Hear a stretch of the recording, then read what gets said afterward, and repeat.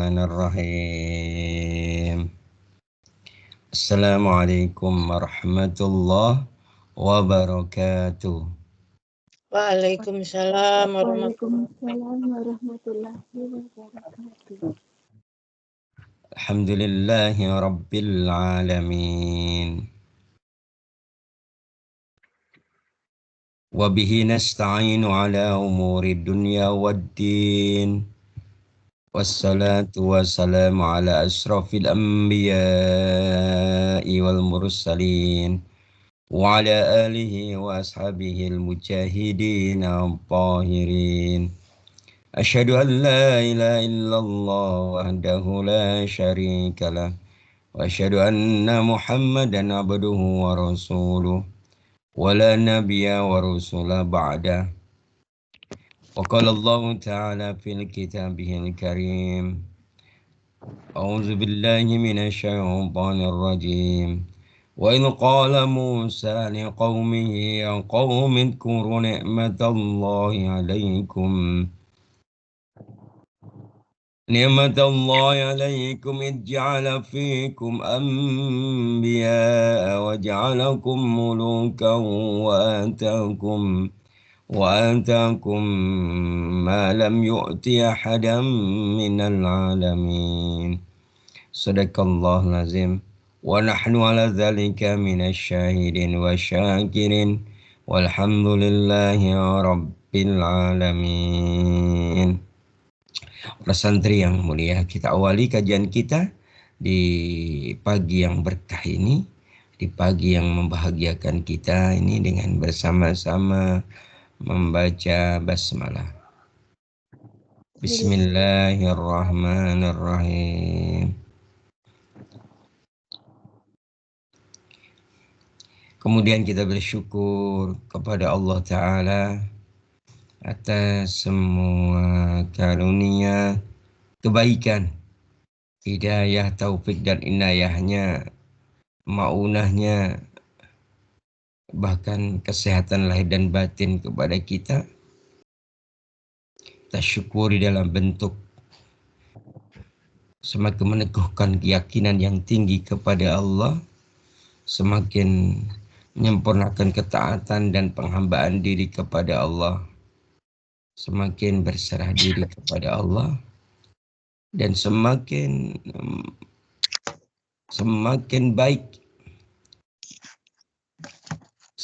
baik yang dimaknai dengan semakin dekat kita kepada Allah, sambil kita terus memperbaiki diri kita dengan bertaubat kepada Allah Ta'ala. Semoga dengan demikian Allah menjadikan kita hamba-hambanya yang tekun dalam kebaikan, hamba-hambanya istiqomah dalam amal soleh. Amin. Hamba-hambanya yang tak pernah berpikir untuk berhenti untuk menjadi baik, berhenti untuk melakukan kebaikan, hingga Allah memutuskan, menetapkan al-yakin, menetapkan ajal kepada kita. Semoga dengan demikian kita terus menjadi orang yang baik, orang yang bisa beramal soleh dan teguh iman kita kepada Allah.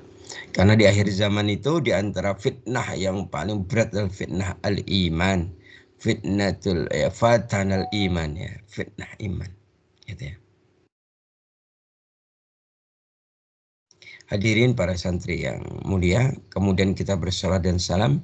Semoga Allah limpah curahkan kepada junjungan kita baginda Nabi besar Muhammad sallallahu alaihi wa ala alihi wasallam, dan kepada seluruh pengikutnya hingga akhir zaman nanti.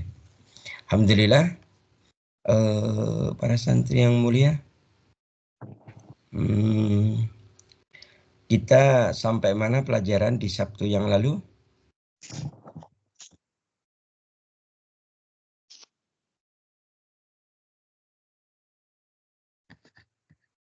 Ada yang masih ingat kah? Ada yang ada dilihat catatannya? Kita sampai mana? Sifat ridho yang ketiga, tidak ada perlawanan atau menerangkan. tidak melakukan perlawanan. Iya, Membangkang, tidak melakukan perlawanan kepada atau pembangkangan kepada Allah. Sampai mana itu? Surat Al-Maidah ayat 20 sampai 24 sudah kita bahas tentang pembangkangan Bani Israel. Sudah. Oke, baik, kita lanjutkan berarti ya. Hadirin para santri yang mulia. Berarti kita masih bab tentang perbuatan ridho yang berapa ini? Ketiga, yaitu tidak melakukan perlawanan atau pembangkangan kepada Allah. Begitu pentingnya kita memahami bahwa sungguh ya, kalau sebelumnya ya ada istislam, itu yang pertama ya. Bahwa istislam itu berserah diri dengan penuh ketaatan kepada Allah itu begitu penting gitu ya. Kemudian mengikuti semua yang menjadi perintah, semua yang menjadi ketetapan Allah itu begitu penting begitu ya. Sampai akhirnya kita itu bentuknya adalah tidak mengambil hukum selain hukumnya Allah, tidak mengambil pengaturan dari manapun kecuali pengaturan dari Allah Ta'ala. Nah, bentuk sekali lagi bentuk yang lain kalau kemarin kita sudah membahas tentang bagaimana Quran ya bagaimana Quran membahas tentang bentuk perlawanan sebuah kaum gitu ya. Nah, gitu yang sudah kita pahami bersama kemarin gitu ya, bahwa kaum itu kaum yang awalnya sangat disayangi oleh Allah gitu ya. Bahkan para nabi dan para rasul banyak sekali datang dari kalangan mereka gitu ya. Ya udkuru ni'matallahi alaikum ij'ala fikum anbiya gitu ya. Ingatlah nikmat Allah kepadamu ya, ketika Musa berkata kepada kaumnya, ketika Allah menjadikan di antaramu ya anbiya, para nabi, tapi kemudian mereka justru melakukan perlawanan ya. Justru mereka melakukan kegigihan. Banyak sekali kisah-kisah Bani Israel di mana mereka melawan, tidak hanya mengingkari nabi-nabi Allah utus kepada mereka, tapi juga melakukan makar berupa pembunuhan. Bagaimana Nabi Zakaria, bagaimana Nabi Yahya, bagaimana Nabi Isa, bagaimana nabi-nabi yang diancam, bahkan Harun pun juga diancam mau dibunuh. Kan itu. Nah, di samping itu kita melihat ada bentuk perlawanannya. Kalau itu perlawanan secara apa? Lahir ya, terang-terangan. Ya, terang-terangan. Artinya contoh yang kasat mata yang terlihat gitu ya. Orang yang kalau diperintah nggak mau itu kan bentuk perlawanan, betul tidak? Ya, betul ya. Oke, baik. Nah, kemudian Nabi Shallallahu Alaihi Wasallam ya dalam Kanzul Ummal, dalam kitab Kanzul Ummal, itu ada sebuah hadis tentang kalau kita dalam kondisi normal begini, gitu ya. Kalau waktu itu kan Nabi Musa dan Bani Israel memang dalam kondisi apa? Satu, dalam kondisi penindasan di negeri Mesir. Kemudian terusir dari Mesir, kemudian melakukan perjalanan di tempat di tempat yang dijanjikan atau yang tempat yang disucikan. Kalau bahasa Quran bukan dijanjikan sebenarnya, tapi disucikan, yaitu Baitul Maqdis. Walaupun ternyata di sana dikuasai oleh orang-orang Kan'an yang sangat kuat. Dan mereka harus berjuang untuk memerangi mereka hingga mereka menang. Baru bisa mendapatkan tempat yang disucikan itu. Tapi mereka enggan melakukannya. Gitu ya. Akhirnya Allah menghukum mereka dalam kondisi kebingungan di padang pasir selama 40 tahun itu. Nah, itu jelas sekali bentuk pembangkangannya. Dalam kitab Kanzul Ummal, Rasulullah menjelaskan ada bentuk yang lain, bentuk contoh pembangkangan ya, atau perlawanan kepada Allah. Di antaranya ada sebuah hadis dari Abu Sa'id Al-Khudri dan Ibnu Mas'ud radhiyallahu anhuma bahwa Nabi Shallallahu Alaihi Wasallam bersabda, barang siapa, perhatikan ya, dengarkah suara Ustaz? Dengar Ustaz. Baik, ada hadis Nabi Shallallahu Alaihi Wasallam bersabda, barang siapa yang marah atas rezekinya, kemudian banyak mengeluh dan tidak bersabar, maka amal perbuatannya tidak akan naik kepada Allah dan kelak ia akan menemui Allah sedangkan Allah dalam keadaan marah kepadanya. Kitabnya apa tadi? Kanzul Umal namanya ya, gitu ya. Dan di sini Rasulullah menegaskan kepada kita ada 3 bentuk perlawanan kepada Allah. Satu apa? Marah atas rezekinya, tidak terima atas rezeki yang Allah berikan kepadanya.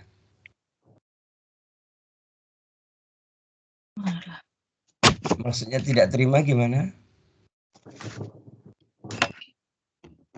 Maksudnya marah kepada rezeki yang Allah berikan kepadanya gimana? Kurang. Tidak bersyukur. Iya, iya.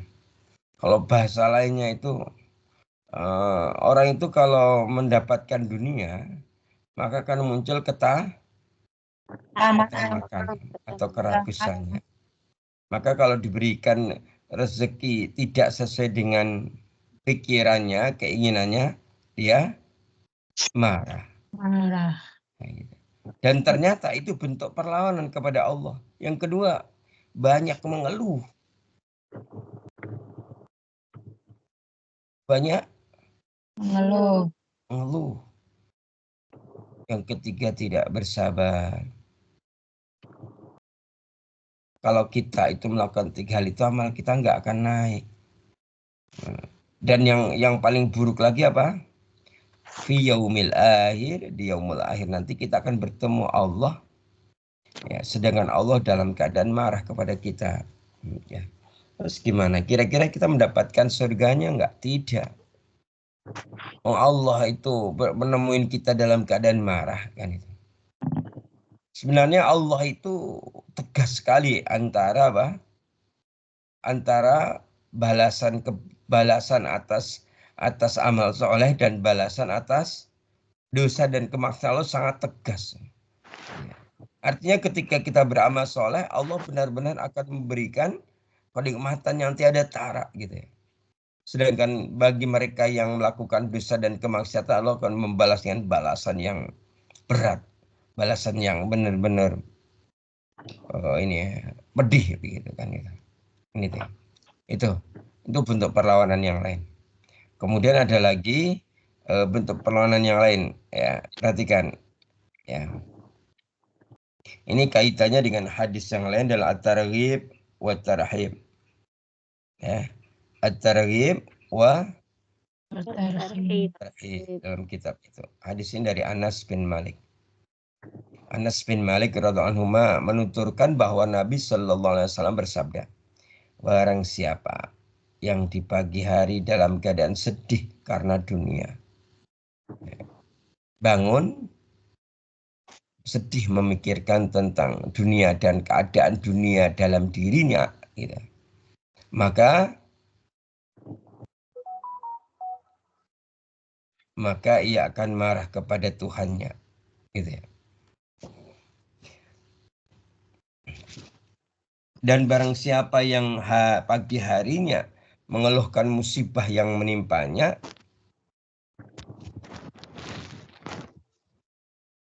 jika ia hanya mengadukan kepada Allah, maka itu ada kebaikan di dalamnya. Tapi barang siapa yang mengeluh di hadapan makhluk, orang kaya, dengan harapan diberi harta, maka Allah marah kepadanya. Nah, ini dalam hadis ini bentuk perlawanan yang lain kepada Allah apa? Sekali lagi nggak terima dengan keadaan dirinya, kaitannya dengan dunia.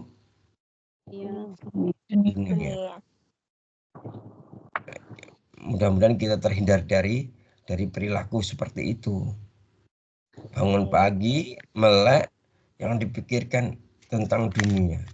Setelah itu nggak terima, marah kepada Allah. Kenapa aku cuma diberikan rezeki segini? Nah, gitu. Gitu. Sedangkan kita itu siapa, gitu kan? Kalau kita mendikte Allah, Allah yang maha mulia dan tinggi, sedangkan kita maha apa? Maha hina dan rendah. Terus nggak ada tempatnya, nggak ada porsinya. Kemudian gitu ya. Ini seperti anak-anak kecil yang tidak terima ketika diberi dia minta diberi sesuatu oleh orang tuanya. Kan gitu. Kalau anak kecil kan pikirannya belum nalar namanya. Nah, bagi mereka yang marah terhadap rezeki Allah berikan kepadanya, dia seperti anak kecil yang belum nalar. Belum bisa mikir ini baik atau buruk. Nah, sedangkan kita udah bukan hanya dewasa. Kalau jenengan dewasa atau tua jenengan ini? Tua. Beranjak tua. Ya Allah. Makanya lagi-lagi ada kata kunci buat menyadarkan kita. Kita iki lek wis tua arep ngopo? Arep ngopo lek wis tua? Kok hati kita kok nggak segera condong ke kampung akhirat? Kok hati kita nggak segera condong untuk menyempurnakan ketaatan kepada Allah terus piye? Kan itu. Halo.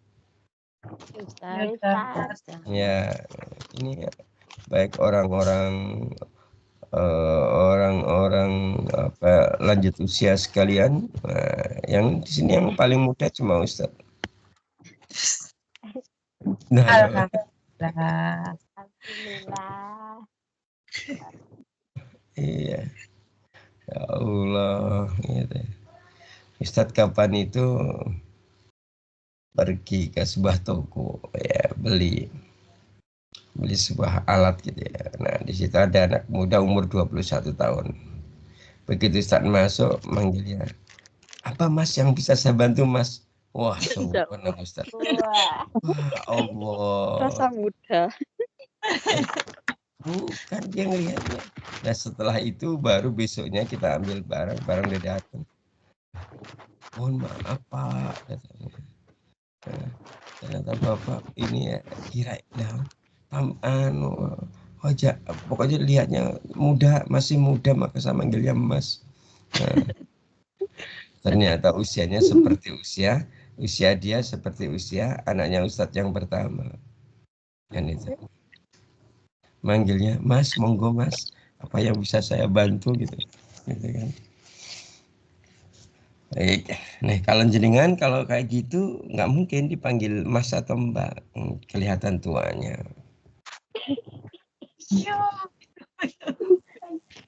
Betul tidak? Saya aman. Iya, maksudnya Ustadz lah enggak lagi-lagi kalimatnya lah sarap ngopo lah istuwa ya arep ngopo.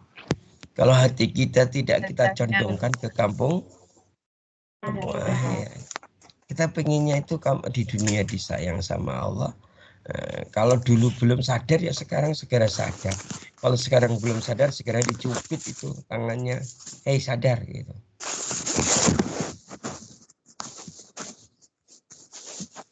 Oke, baik. Ada lagi satu hal pentingnya.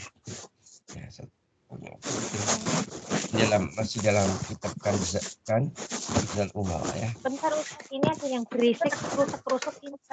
Oke, coba Ustaz cek. Ya, nanti Ustaz mute ya.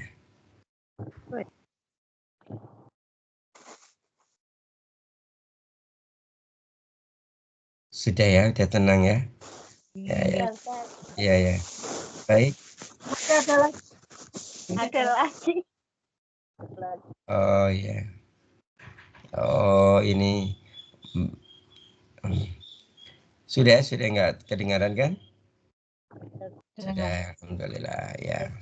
Bagi yang tadi dalam kondisi tenang silahkan di unmute. Bagi yang sudah aktivitas ya boleh Oh, ya, baik ya. Kitab Kanzul Umal ya. Di situ ada hadis ya dari Ibnu Samir. Ubadah Ibnu Samir ya. Radhiyallahu anhu, beliau menuturkan ada seorang laki-laki menemui Nabi Shallallahu alaihi wasallam. Kemudian laki-laki itu berkata, "Ya Rasulullah, amal apakah yang paling baik? Amal apakah yang paling Baik. baik?" Kemudian Rasulullah menjawab, amal yang paling baik adalah engkau sabar dan ramah. Ramah yang dimaksud baik kepada semua orang. Pertama apa? Sabar. Sabar. Yang kedua, Ramah. kalau nanti ada pertanyaan, tapi orang lain sering jengkelin itu gimana Ustaz? Tapi perintahnya gimana? Sabar. Sabar dan ramah. Iya. Di situ bentuk amal soleh kita terujinya di situ. Sedangkan perintahnya sabar dan ramah, tapi kadang orang lain itu seenaknya, ya seenaknya sendiri kan itu. Gitu. Kemudian laki-laki itu setelah dikasih tahu bahwa amal yang paling baik adalah kau sabar dan ramah, gitu ya. Kemudian dia bertanya lagi, aku ingin yang lebih baik dari itu, begitu. Laki-laki itu bertanya, ya Rasulullah, aku ingin ada yang lebih baik dari itu, ada enggak gitu. Kemudian Rasulullah menjawab, nah jawabannya ini tegas sekali Rasulullah. Bagaimana jawab Rasulullah? Ketika laki-laki mengatakan, ya Rasulullah, apakah ada yang lebih baik dari itu?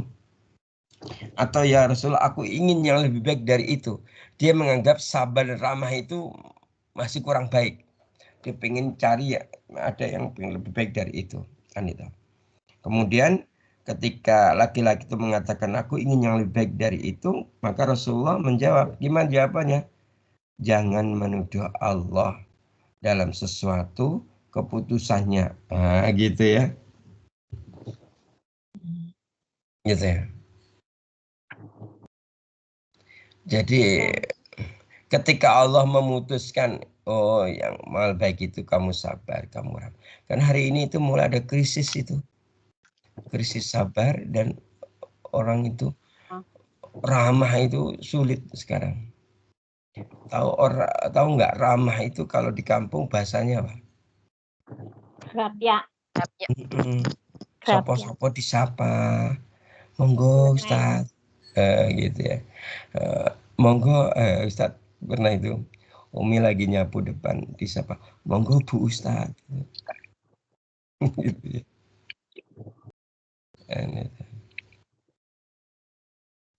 Di itu gitu ya.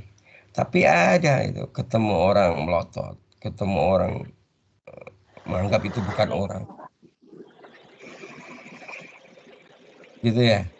Ada nggak kayak gitu? Ada. Hari ini tuh ada orang-orang yang kadang punya dia itu mengekspresikan ya, hidupnya dengan maka ketika seseorang itu sudah dikasih tahu amal yang paling baik adalah sabar dan ramah, gitu ya. Ketika dia minta ada yang lebih baik dari itu, kemudian Rasulullah menegaskan jangan menuduh Allah dalam suatu keputusan, jangan menuduh Allah terhadap hal yang sudah menjadi keputusan Allah, gitu ya. Artinya jangan menuduh bahwa itu apa? Hal yang masih kurang baik. Padahal kalau Allah sudah memutuskan, apa tadi dua tadi, sabar dan ramah. Kan seringkali kita itu diuji oleh apa? Diuji Allah melalui ada orang datang kepada kita dan tidak itu perilaku buruk sama kita. Gitu ya. Kita kan nggak tahu tingkat kesabaran kita kalau nggak diuji seperti itu. Betul tidak? Betul. Kita menganggap diri kita sudah paling sabar. Tapi begitu Allah uji dengan Allah datangkan orang yang temperamen, orang yang jengkelin, orang yang lisannya itu kalau ngomong itu lebih tajam daripada mata pedang. Mata pedang. Sehingga kalau ngomong itu seolah mengiris-iris hati ini. Gitu. Wah. Nah, disitulah kita diuji kesabaran kita. Oke, itu ya. Jadi dari 3 hadis ini kita udah tahu, udah paham sekarang bahwa bentuk perlawanan itu salah satunya itu, dan itu harus Hindari. Kita nggak boleh kan gitu kan. Bahkan seringkali kita nggak sadar kita mencela apa? Mencela orang tersebut. Dan Allah. bukan. Orang sudah selesai. Tadi ya, udah ya. Mencela Sabar dan keputusan rahmat. dari Allah. Misalnya jenengan sekarang di Hong Kong apa? Panas atau dingin? Panas. Mulai musim panas. Kadang kita nggak sadar mencela panas. Panas banget sih. Ya Allah, panas rere. Gitu. Ntar kalau musim dingin. Dingin banget. Dinginnya dicela. Ketika angin bertiup keras, kita mencela angin. Anginnya nggak bertiup, yo nggak ada angin ini. Gimana sih? Ya gitu ya. Pokoknya dia itu keadaan alam semesta ini semua bagi dirinya tidak apa? Ya tidak cocok dengan hatinya. Ada yang disyukuri. Panas yo teriak-teriak, ngeluh, dingin yo ngeluh, ada angin kenceng,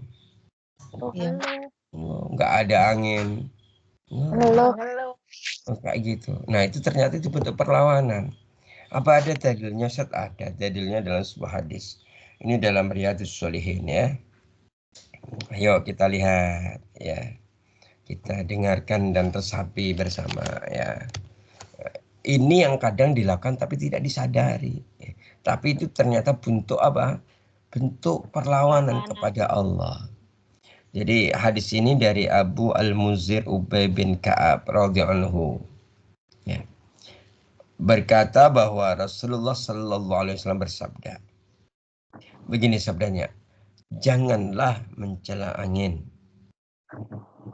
Jika kalian melihat sesuatu yang tidak kalian sukai, maka katakanlah. Ini Rasulullah ngajarin kepada kita. Kalau ada angin yang gimana atau tadi misal keadaan cuaca seperti apa, jangan mencelanya. Tetapi katakanlah. Sudah mengatakan apa? Ya Allah, sesungguhnya kami memohon kepadamu kebaikan angin ini. Berarti kalau panas gimana ngomongnya? Ya Allah, sesungguhnya kami mohon kepadamu kebaikan panas ini, kebaikan dingin ini. Pokoknya cuaca kayak apapun kita ngomong ya Allah, sesungguhnya kami memohon kebaikan atas apa? Gitu. Misalnya hujan deras banget. Gitu. Kita ngomongnya gini. Suwe ora udan panas ram. Begitu udan kok ya deres banget ya. Gue kalimat kayak gitu. Ketika belum hujan pengen hujan. Ketika hujan dikasih hujan deras, tetap nyinyir. Oh iya, gitu. Mengeluh itu benar. Ini sama dengan nyinyirin makhluk aja, nggak pasti orang yang dengar nggak nyaman, apalagi nyinyiri Allah.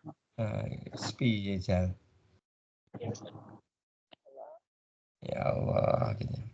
Maka ketika janganlah kau mencela angin. Jika kalian melihat sesuatu yang tidak kalian sukai, maka katakanlah ya Allah, sesungguhnya kami memohon kepadamu kebaikan angin dan kebaikan yang ada di dalamnya, serta kebaikan yang engkau perintahkan kepadanya.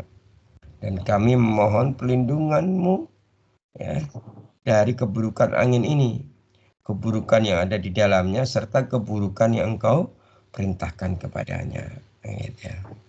Kayak gitu ya. Tuh, itu bentuk perlawanan ya.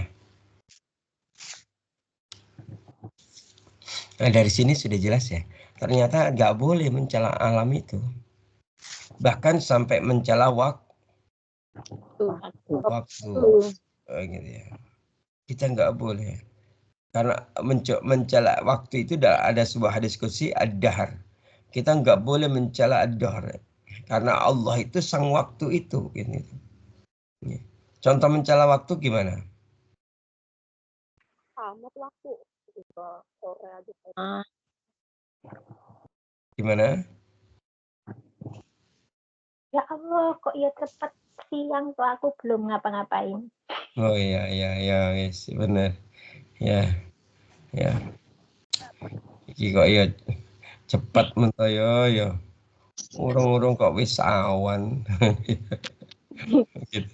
Apa lek misalnya siang, wah iki kerjaan belum selesai wis surup toh gitu. Ya Ustaz. Wong Solo ini. Surup ngerti sampean? Ngerti, Surup Ustaz. menjelang Ya maghrib. sudah. Menjelang Surup itu maghrib. menjelang apa? Sore. Maghrib. Menjelang Oh, maghrib. gitu ya. Iya, Lagi enak-enak ngobrol. banyak banget. Itu kan kita Iya, ngomong ya Allah. gitu, betul. Maka kita nggak boleh mencela itu, gitu. Baik, itu ya sudah ya. Dari beberapa ini hadisnya juga banyak. Ini sudah 4 hadis. Kita tambahin satu lagi hadis ya. Ya, ini di at-tarhib lagi. Kita kembali ke kitab itu. Di mana ini kaitannya dengan ini. Kaitannya dengan bunuh diri.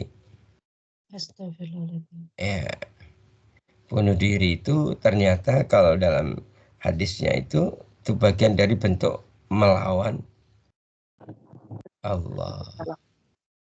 Ya, bunuh diri. Nah, selama ini bunuh diri itu gimana? Di apa namanya? Contohnya apa yang sudah kejadian itu? Kalau bunuh Menjatuhkan diri dari apa? ketinggian. Ya, menjatuhkan dari ketinggian gitu ya. Gerakan Gitu ya. diri. Kalau di Indonesia gantung diri. Ya. Gantung. Terus apa lagi itu? Menenggak apa? Minum apa? Racun. Minuman beracun. Baikon. Ya, baygon. yang sudah terjadi gitu ya. Ternyata ada yang menusuk-nusuk dengan besi ya atau dengan benda tajam. Kan ada itu. Tahukah panjenengan itu semua ternyata ada teks hadisnya. Gitu ya. Ternyata orang yang melakukan diri kan nggak belajar hadis yang ini yang mau Ustadz jelaskan. Tetapi Rasulullah sudah ngasih kabar, ini loh bentuk bunuh diri itu gitu. Dan itu bentuk perlawanan kepada Allah dan sungguh mereka akan dimasukkan ke Jahanam abadan selama-lamanya. Baik, pengen tahu nggak hadisnya? Baik, saya jelaskan.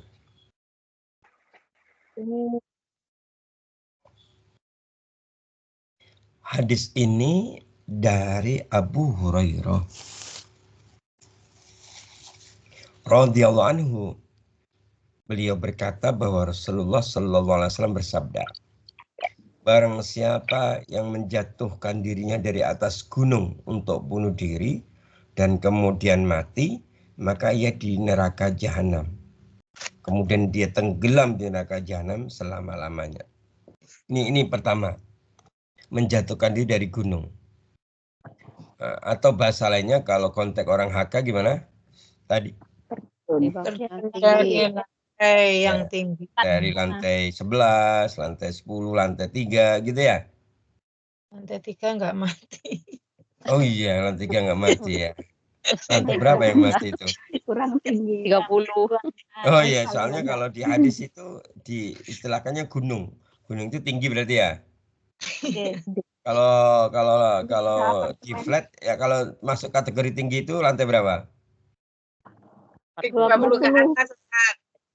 Yang sudah ada kejadian itu lompat dari lantai 24 tempat saya ada. 24. Ya lumayan tinggi ya. Lantai 24 tuh kalau misalnya satu lantai itu 2 meter, 3 meter misalnya itu sudah 60 meter ya. Ya sekitar itu. Jatuhin orang. Jatuhin orang, yang dijatuhin mati juga. Nah, ya betul sekali ya. Tuh. Jadi ada itu bentuk perlawanan kepada Allah. Dan ini coba bayangin. Kalau dia menjatuhkan diri dari lantai 24 atau 30, wah sudah melayang-layang, dia tertepa apapun, dia menimpa apapun gitu kan. Nyampe bawah ternyata belum mati Nuswi. Menderita Ya, dunia akhirat itu. sudah itu bentuk kekafiran karena melawan Allah. Yang kedua pasti itu badannya udah ya gitu ya. Kan itu. Menderita Maka dunia akhirat. Maka sudah sangat jelas di sini, barang siapa kata Nabi Shallallahu Alaihi Wasallam, barang siapa menjatuhkan dirinya dari atas gunung ya, untuk bunuh diri dan kemudian mati, maka ia akan di neraka jahanam, tenggelam di sana selama-lamanya. Kemudian selanjutnya Rasulullah bersabda lagi, barang siapa minum racun. Nah ini ada hadisnya ternyata. Barang siapa yang minum racun ya untuk bunuh diri ya, lalu mati, maka ia di neraka jahanam sambil terus-menerus menenggak racun di neraka jahanam selama-lamanya. Yang ketiga, barang siapa yang membunuh dirinya dengan besi, berarti apa? Menusuk dirinya dengan pisau atau dengan benda tajam lainnya. Ya. Nah, ini kan seperti yang dilakukan oleh yang dianggap kemuliaan di Jepang misalnya. Dengan harakirinya mati dalam posisi terhormat, padahal itu bunuh diri. Maka distilah sekali, barang siapa yang bunuh dirinya dengan besi, maka ia di neraka jahanam selamanya sambil terus menusukkan besi ke dalam tubuhnya. Ya, gitu. Nah gitu ya. Ya Allah, ini sudah ada 5 hadis yang Ustadz bacakan ya. Dan ini semua adalah contoh bentuk perlawanan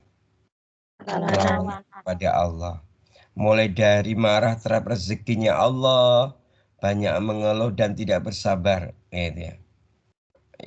Yang ini menyebabkan amal tidak terangkat ke langit dan Allah akan menemuinya di hari kiamat dalam kesempatan adanya. Yang kedua, kalau di pagi hari bangun dalam keadaan sedih karena mikirin dunia, maka Allah akan marah kepadanya, gitu ya. Kemudian ketika pagi itu dia mendapatkan musibah, kemudian kok dia itu mengeluh kepada makhluk, itu ya, maka Allah juga marah kepadanya. Hadis ketiga ada bahwa di antara amal yang baik itu adalah sabar dan ramah. Kalau sudah di sini, kalau hadis ketiga ini menegaskan kepada kita, kalau Allah sudah membuat Allah dan Rasulnya sudah menetapkan, ojo minta-minta yang lain. Ya, langsung kita mendengar, kita tak. Allah kasih tahu melalui Rasulnya, amal yang terbaik itu sabar, ya, bersabar dan ramah. Maka ketika laki-laki itu yang datang ke Rasulullah dan mengatakan, aku ingin yang lebih baik dari itu, ngomong yang lebih baik dari itu, itu membuat Allah marah kepadanya. Kemudian hadis yang lain ada tentang apa? Tidak boleh mencela angin, mencela hujan, ya, mencela panas, mencela dingin. Maka keadaan apapun kita itu bagaimana kita tuh nyaman. Gitu ya. Ya. Tidak apa-apa mengeluh, ada angin mengeluh. Sumuk menrek-rek, gitu. Enggak ada angin ngeluh. Musuh anginnya kenceng, ngeluh lagi. Itu ada nggak sih kayak gitu tuh? Ada. Oh ada, oh, iya ada. Berarti Rasulullah itu jenius ya, benar itu. Benar. Kalau ada panas, terlalu panas ngeluh, terlalu dingin ngeluh. Nah itu jangan sampai kita begitu. Ketika ada keadaan yang tidak kita sukai, kita suruh berkata bagaimana? Ya Allah, sesungguhnya kami mohon kepadamu kebaikan. Dan kebaikan yang ada di dalamnya serta kebaikan yang engkau perintahkan kepadanya. Kemudian apa? Mohon perlindungan dari keburukan keadaan itu, baik keburukan yang ada di dalamnya serta keburukan yang engkau perintahkan kepadanya, gitu. Dan yang hadis yang kelima bicara tentang bunuh diri. Tidak boleh bunuh diri, itu bagian dari perlawanan kepada Allah Ta'ala, gitu ya.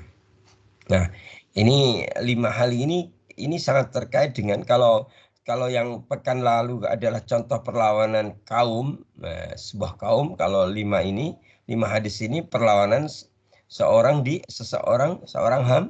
hamba kepada Rabbnya, gitu ya. Gitu ya. Kita itu memang yang namanya ilmu Allah itu diarahkan kalau sudah belajar kita jadi baik. Baik pikiran kita, baik lisan kita, baik sikap kita, baik hati dan perbuatan kita, begitu. Ustaz. Ya, baik ya. Baik, itu ya sudah saya pikir contohnya sudah sangat jelas. Walaupun sebenarnya masih panjang ya kalau sudah membahas tentang ini ya. Panjang ya. Gitu ya. Namun kita akan masuk saja ke ini, waktunya sampai telas toh. Belum Ustaz. Belum. Kurang 15 menit. Masih lama. Sejam Masih lagi. lama, kurang 20 menit. Oh, kirain tinggal 2 menit. 20 menit. Oke, baik ya. Kemudian kita masuk ke perbuatan ridha yang keempat. Yang keberapa? 4. Coba diulangi, yang pertama apa? Marah dan tidak terima dengan rezeki dari Allah. Yang kedua? Apa? Bukan, yang ini, yang contoh perbuatan ridho. Contoh perbuatan istislam. Pertama istislam. Yang kedua? Itu tidak ada ketiga itu. Yang kedua apa ya? Yang kedua menggunakan pengaturan Allah dan meninggalkan pengaturan Allah dan meninggalkan pengaturan makhluk. Yang ketiga, Tidak ada pembangkangan dan pembangkangan atau perlawanan kepada Allah. Baik, kita akan masuk yang keempat ya. Ya, keempat. Kalau memang waktunya masih kita masuk yang keempat. Apa itu keempat? Yaitu ini. Ini penting ya, penting. Karena yang keempat ini kadang bisa tidak disadari, bisa tidak diketahui. Nah, gitu ya. Tapi dilakukan gitu. Tidak diketahui kalau itu buruk tapi dilakukan gitu ya. Apa itu yang keempat? Perbuatan ridho keempat adalah kita tidak mengangankan apa yang diluputkan.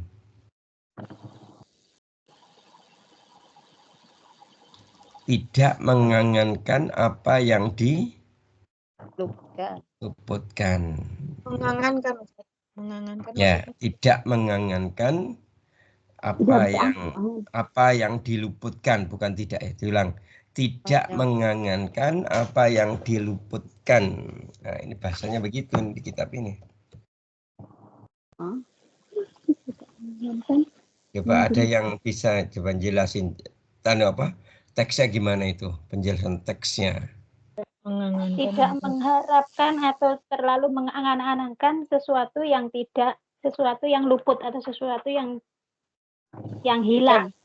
Tidak ada. Oke, kalau luput itu gimana? Ya tidak luput ada. Itu satu bisa hilang, bisa tidak didapatkannya, gitu ya? Tidak mungkin. Ya, gitu ya. Apa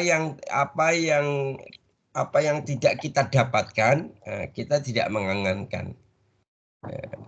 Maksudnya gini loh. Contoh nih ya. Orang lain mendapatkan rumah baru gitu. Atau jangan itu. Yang paling gampang adalah misalnya kalau di Solo misalnya itu kalau baik swasta maupun pemerintah kadang itu ada event misalnya goes bareng naik sepeda tapi nanti dikasih apa? Dikasih apa? Kasih door prize. Undian. Dia undian Pes. misalnya dispenser gitu ya, sepeda motor atau apa. Nah, ketika diundi, orang dapat gitu ya. Nah, dirinya nggak dapat gitu. Nah, maka tidak boleh kita itu seandainya aku yang dapat gitu ya. Nah, itu mengangankannya. Seharusnya aku itu yang dapat itu. Nah, itu nggak boleh. Tidak mengangankan yang diluputkan. Apa yang tidak kita dapatkan jangan sampai kemudian kita kalau kita mengangankan yang hilang luput dari diri kita, apa yang terjadi? Pasti ada Kedengkian. ada iri, ada iri, ada dengki. Kalau orang Jawa bilang apa? Serai. Apalagi? Ire. Ya, betul. Ya, bahasa orang Jawa Klaten kan sire. Oh betul ya, ya sirik ya betul. Pokoknya apa yang diberikan, misalnya kita kok melihat orang lain kok mendapatkan sesuatu yang kita nggak mendapatkannya, janganlah kita ini iri hati gitu. Itu yang sebenarnya. Berarti kalau kita gitu ya. Kan kalau bicara iri hati itu kan begitu ya. Orang itu kalau sukanya dengki, iri hati itu kalau tetangga dapat apa gitu ya. Misalnya dapat hadiah cabutan sepeda federal, ya, sepeda olahraga. Dia sudah pusing. Kok nggak dapat ya gitu. Tangganya beli motor, tambah berat itu ininya pusingnya. Tangganya beli mobil, pingsan. Masuk rumah sakit. Maka kalau hari ini jenengan mirsani teman-teman jenengan tuh, iya, nah maksudnya gitu. Itu bakal ada loh yang kayak gitu. Ada. Ustaz. Banyak Ustaz. Gitu ya. Ada orang Allah kasih hadiah apa adalah Allah itu kasih karunia kepada seorang hamba. Ternyata ya dia nggak dikasih sama Allah itu, dia sudah tadi pikirannya sudah ini. Baik, ayo kita bahas dalilnya ya. Dalilnya kita bahas, yaitu dalilnya surat wanita. Surat apa itu? An-Nisa ayat yang ke-32. Monggo dibuka semua. Kemudian di bawah salah satu yang lainnya menyimak. Ayat 32 Ustaz. Ya, enggak. Kedua.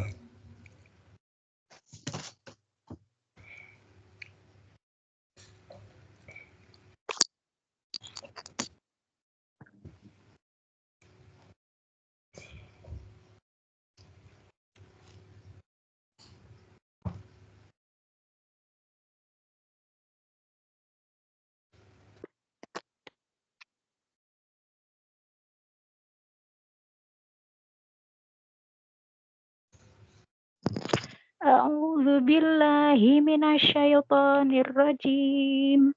Bismillahirrahmanirrahim. Wala tatamannaw ma faddalallahu bihi ba'dakum ala ba'd. Lirrijali nasibum mimma iktasabu walin nisa'i nasibum mimma iktasabna was'alullaha min fadlih innallaha kana bikulli syai'in alim. Artinya, dan janganlah kamu iri hati terhadap karunia yang telah dilebihkan Allah kepada sebagian kamu atas sebagian yang lain. Karena bagi laki-laki ada bagian dari apa yang mereka usahakan, dan bagi perempuan pun ada bagian dari apa yang mereka usahakan. Mohonlah kepada Allah sebagian dari karunia-Nya, Sungguh Allah Maha mengetahui segala sesuatu. Allahumma rahamna bil Quran. Allahumma arhamna bil Quran, ya, Masya Allah, tabarakallah. Sudah sangat jelas ya para santri sekalian di sini ya. Di sini kalimatnya sebenarnya kalau iri hati atau dengki itu hasad ya. Hasad. Hasad. Tapi di sini Rasulullah Allah menggunakan bahasa tatamannau. Wah, gitu ya. Tatamannau ya. Nah, tatamannau itu lebih dekat dengan orang yang berangan-angan sambil tidak nyaman hatinya ketika orang lain mendapatkan karunia dari Allah. Dia berangan-angan itu berarti angan-angan itu berarti mikir. Wah, kenapa dia ya yang dapat itu ya? Nah, pasti nggak aku. Kayaknya aku lebih pinter deh dari dia. Gitu ya, kayak gitu. Kayaknya aku lebih baik dari dia. Kalau cantik ya lebih cantik lah. Sorry ya, beda lah. Nah, gitu saya. Udah sampai kayak gitu-gitu pokoknya. Itu namanya apa? Tatamannau. Ya. Nah, tatamannau itu bentuk dengki. Selalu bentuk kedengkian itu tatamannau. Dan ini namanya apa? Hasad hakiki. Dengki yang sebenar-benarnya. Gitu. Yang kedua, di situ ada mufradat kata apa? Nasibun atau nasib. Nah, lirrijali nasibun mimmaktasabu walin nisa'i nasibum mimmaktasabna gitu ya. Nah, kata nasib. Selama ini kita sekali lagi ini udah pernah saya sampaikan. Kadang kita kurang pas ngomong tentang nasib. Kadang orang ngeluh nasib. Nasib kok yang ini saya ya gitu. Gitu ya. Gak pas. Padahal nasib itu bahasa Quran. Nah, di sini artinya apa dalam teks bahasanya? Nasib itu artinya apa? Bagian. Jadi kita itu sudah dapat jatah atau bagian dari Allah. Jatah atau bagian yang kita dapat dari Allah itu namanya nasib. Maka kalau orang bilang kalau orang memahami nasib kita itu sudah Allah tentukan ketika apa? Kalau hadis Nabi gimana? Ketika Allah meniupkan ruh ke dalam janin, ketika janin berusia 4 bulan. Sudah tentukan hidup dan matinya, rezeki dan jodohnya. Itu namanya nasib. Nasibnya udah ditentukan. Tapi kemudian keadaan membuat seseorang itu seolah-olah itu dia itu meratapi nasib gitu. Gitu ya. Padahal di sini jelas. Gimana jelasnya? Kan pertama mulai la tatamannau ma apa-apa faddalallahu bihi. Ya. Terhadap apa-apa yang telah Allah lebihkan, ya, yang dilebihkan Allah kepada ba'dukum ala ba'dhi, ya, sebagian kamu atau sebagian yang lain. Kenapa? Lirijali nasibum mimmaktasabu. Karena untuk bagi laki-laki ya dia dapat bagian dari apa yang dia usahakan. Walin nisa'i nasibum mimmaktasabna, dan bagi perempuan maka dia akan mendapatkan bagian seperti apa yang ia usahakan. Perintahnya apa? Was'alullaha min fadlih. Mohonlah kepada Allah sebagian dariku karunia-Nya. Innallaha kana bikulli syai'in alima. Gitu ya. Dan Allah sungguhnya Maha mengetahui segala sesuatu. Nah, dari sini kan ini loh, sekarang udah jelas terang ini ternyata ini apa dalilnya dalam Quran gitu. Kalau panjenengan selama ini udah memahami konteksnya, oh kita itu akan mendapati sesuatu sesuai dengan yang kita usahakan. Nah, tapi ketika mungkin kita udah tahu konteksnya begitu, tapi kadang kita belum tahu dalilnya mana atau ini ternyata.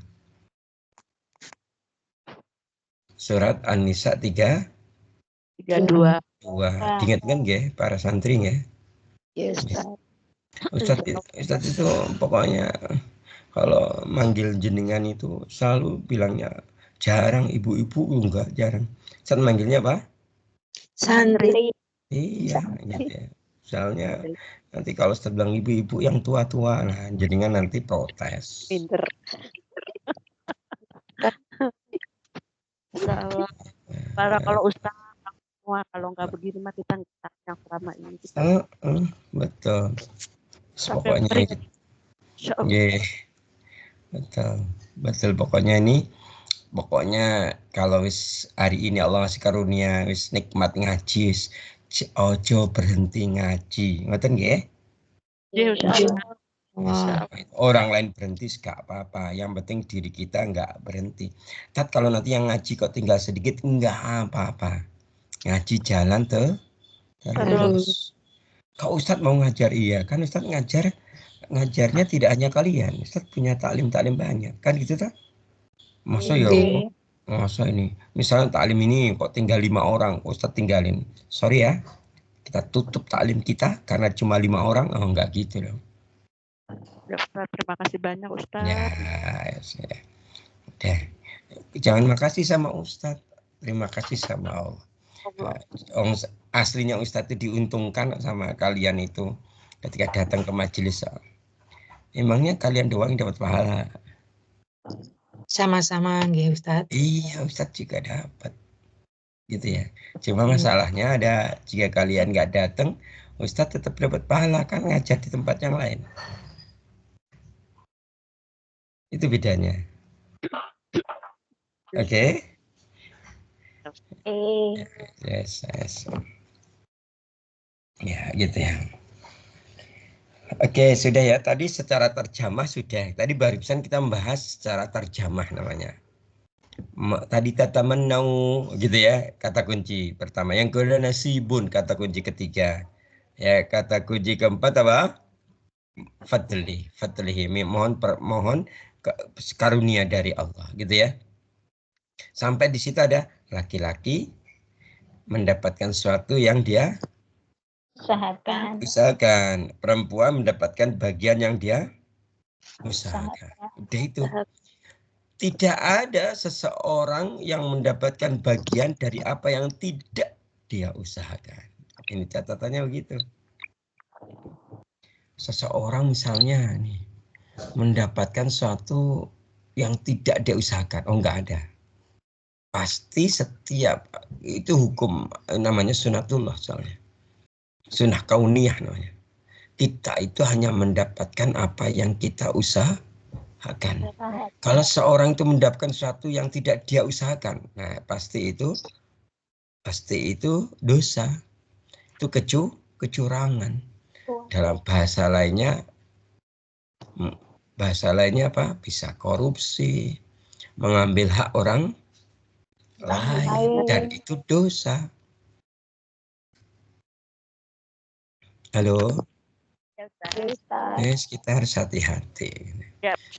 Bersyukurnya kita ngaji. Kalau ngaji kan jadi paham, jadi mengerti. Nah, gitu ya. Dan kita itu ada fi'il amr di sini, ada kata kerja perintah. Was'alullaha min fadlihi. Mohonlah, mintalah kepada Allah sebagian dari karunia-Nya. Gitu.